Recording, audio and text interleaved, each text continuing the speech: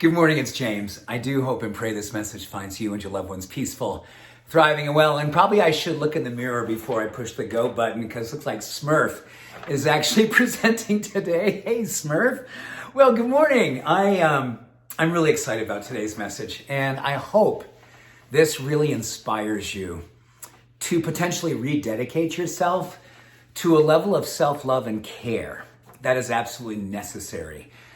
Incredibly important. I don't think we get through this next evolution of humanity without all of us really understanding the power of how self-care translates into the belief, the faith, the light, the expression of inclusion that we're going to need in order to bring us all back into a place, as Rumi said, the field beyond right doing and wrong doing, where we get a chance to come together and see each other.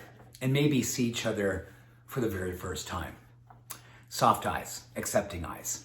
So how I want to talk about this today is there's the beautiful quality that is inside of every single one of us that really begets trust. It begets trust even before we say anything, before something is said to us.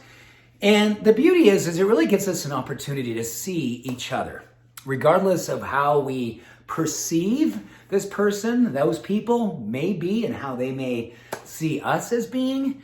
There's a transmission through something called mirror neurons. And mirror neurons are basically located right here. And they are responsible for picking up on energy. Long before people say something, long before anything is absolutely gestured with our voice, so we get a chance to tell people how we feel and what we think of them, we get a chance just to transmit trust. We get a chance to transmit seeing one another. And the practice is beautiful. Every single human that you meet in your life, there is going to be a few moments or just a moment where you get a chance to look and see. And then we go into judgment, or we go into discernment, or we go into whatever it is we go into based on historical evidence that we plant in our mind. And that historical evidence is potentially not helping any of us anymore in relationship to building a union across all. I'm just going to say all. You know what I mean. Not just in this country, all. And the beauty is that these mirror neurons can actually work in a split second. And the goal is that when we see another human being, we literally are just seeing. We see with eyes that are soft. We try to really, really give ourselves permission to look without judgment, even to gesture in such a way that, you know, we're opening ourselves as opposed to protecting ourselves. When we do this, literally this trust hits from my mirror neurons to their mirror neurons. And there is an immediate bridge of trust built. Trust begets trust.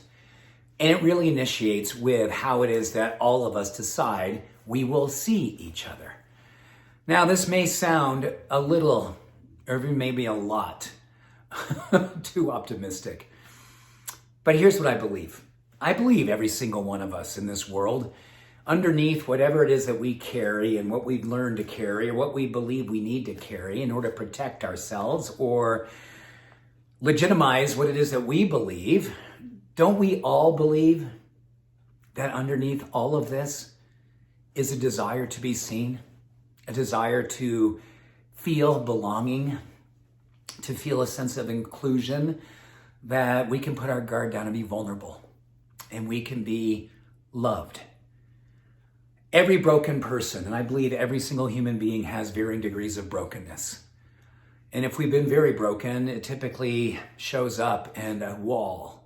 And in that wall, a lot of protection. And that protection can become angry and dark and energetically hard. And not always acting out, but even just acting in, and how some people are just lost and lonely. And we can do work there too.